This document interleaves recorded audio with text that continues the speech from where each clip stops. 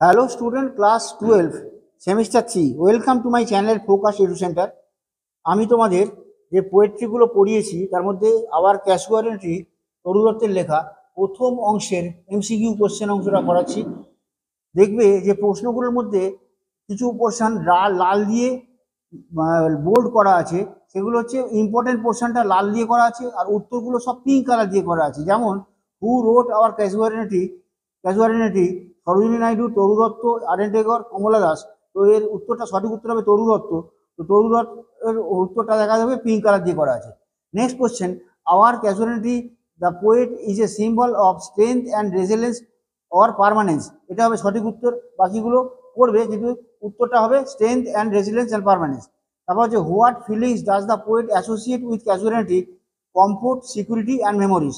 এটা হবে কারেক্ট উত্তর, পিঙ্ক দিয়ে করা আছে। আর ফিলিংসটা ইম্পর্টেন্ট পোর্শনটা প্রশ্ন লাল দিয়ে করা আছে।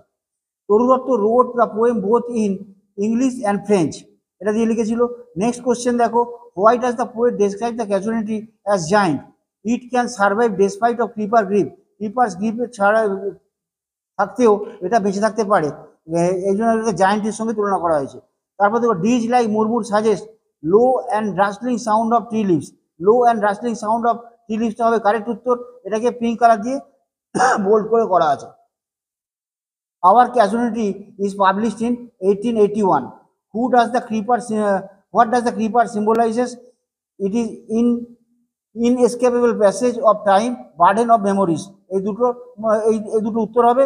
উত্তর পিঙ্ক কালার দিয়ে করা আছে। বিউটি অফ নেচার হবে না, স্ট্রেংথ অফ ফায়ার হবে না, পাসিং অফ টাইম হবে না। তারপর হচ্ছে what does the casualty symbolizes? Strength and permanence, love and nostalgic, beauty of nature. A and B, strength and permanence and love and nature, এই দুটো গ্রিন কালার দিয়ে করা আছে। আর পিঙ্ক কালার দিয়ে এ অ্যান্ড বি দেখানো আছে, তার মানে এ অ্যান্ড বিটা সঠিক উত্তর।